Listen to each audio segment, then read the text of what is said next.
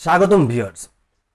এতদিন আমরা পাইথনের ভেরিয়েবলে আমরা নিজেদের মনের মতো করে নাম্বার ডিক্লেয়ার করে দিয়েছি অথবা একটা ভ্যালু অ্যাসাইন করে দিয়েছি, কিন্তু আমরা আজকে চাচ্ছি যে ইউজারের কাছ থেকে ভ্যালুটা আমরা নিয়ে নিব। তো চলুন শুরু করা যাক। আমরা আজকে পাইথনের আইডিয়াল শেলে না থেকে নতুন একটা ফাইল নিয়ে নিলাম। আমরা আগে কিরকম করে একটা ভেরিয়েবল নিলাম, যেমন x = 10, তারপর এক্সটাকে প্রিন্ট করতাম এইভাবে, প্রিন্ট x। তো আমরা যদি এখন প্রিন্ট করি, যে কোনো একটা নামে সেভ করতে হবে, ইউজার ইনপুট। ওকে, তো আমরা x এর আউটপুট 10 পেয়ে গেছি। তো আমরা চাচ্ছি যে x এর ভিতরে এই ভেরিয়েবলটায় এখন ইউজার সে নিজে ইনপুট দেখ তার নিজের মতো করে নাম্বার। জাস্ট আমরা লিখতে হবে ইনপুট ফাংশনটা, ইনপুট ফাংশন দিয়ে দিলাম। এখন F5 রান হয়ে গেল প্রোগ্রামটা। তো দেখেন এখানে কার্সারটা কিন্তু ঠিকই বিপ করছে, অর্থাৎ কার্সারটা চাচ্ছে যে ইউজার সে কিছু ইনপুট দেখ। হ্যাঁ, তো আমরা লিখলাম যে কোনো একটা নাম্বার 56। দেখেন আমরা 56 আউটপুট পেয়ে গেছি, অর্থাৎ আমাদের এক্স সে 56 নিয়ে নিয়েছে ইউজারের কাছ থেকে। তো আমরা চাচ্ছি যে না, এটা সাদামাটা না হোক, একটু 56 আগে ইউজারের কাছে কিছু বলুক, যে না একটা কিছু লিখ ইউজারকে। তাহলে সেটা কীভাবে লিখতে হবে, জাস্ট কোটেশনের ভিতরে লিখে দিতে হবে একটা কিছু, যেটা লিখবেন সেটাই প্রোগ্রামে আউটপুট দেখাবে। যেমন ইন্টার এ নাম্বার।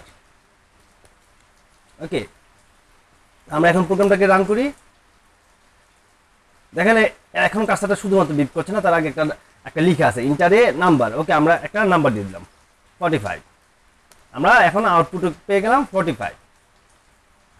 তো এই যে আমরা নাম্বার দিলাম, এই নাম্বার নিয়ে তো আমরা একটা কাজ করতে হবে, তাই না? কিন্তু এই নাম্বারটা আসলে কি টাইপে আছে আমরা একটু দেখি।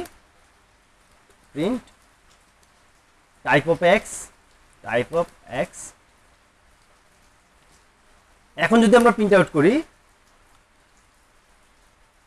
একটা নাম্বার দিলাম, হ্যাঁ এটা তো str অর্থাৎ স্ট্রিং আকার আছে, তাহলে এই নাম্বারটা নিয়ে কিন্তু আমরা পরবর্তীতে কাজ করতে পারবো না। আসলে পাইথনে আপনি যাই ইনপুট করবেন ডিফল্টভাবে সেটা স্ট্রিং আকারে থাকবে, অর্থাৎ টেক্সট আকারে থাকবে।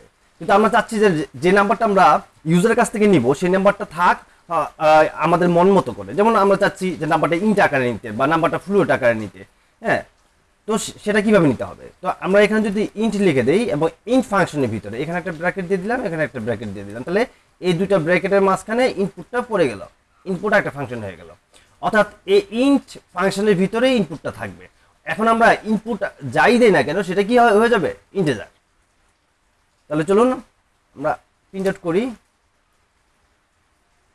ওকে, এখন যদি আমরা নাম্বার দিই, যে কোনো নাম্বার, দেখেন এখন নাম্বারটা ঠিকই ইন্ট হয়ে আছে। এখন যদি আমরা এখানে ইন্ট না দিয়ে যদি ফ্লুয়েট দিই, তাহলে কি পাবো, নিচে ফ্লুয়েটটা আউটপুট পাবো। যদি আমরা ফ্লুয়েট দশমিক নাও দিই, অর্থাৎ এখানে যদি এরকম দশমিক নাও দিই, সে কি দশমিক অটোমেটিক নিয়ে নিবে। দেখেন অটোমেটিকলি সে দশমিকটা নিয়ে নিচ্ছে, অর্থাৎ কারণ আমরা অ্যাসাইন করে দিয়েছি যে এটা ফ্লুয়েট হবে। সে পুরো ইনপুটটাকেই, পুরো ইউজারের ইনপুটটাকে সে ফ্লুয়েট আকারে নিয়ে নিছে। তো এইভাবে আমরা ইউজারের কাছ থেকে পাইথনের ভেরিয়েবলে কোনো একটা ইনপুট নিতে পারি এবং কাজ করতে পারি। আপনারা যখন ওয়েবসাইটে যান তখন সেখানে আপনারা অনেক কিছু পূর্ণ করেন, আসলে এগুলি সব হচ্ছে ইউজার ইনপুট।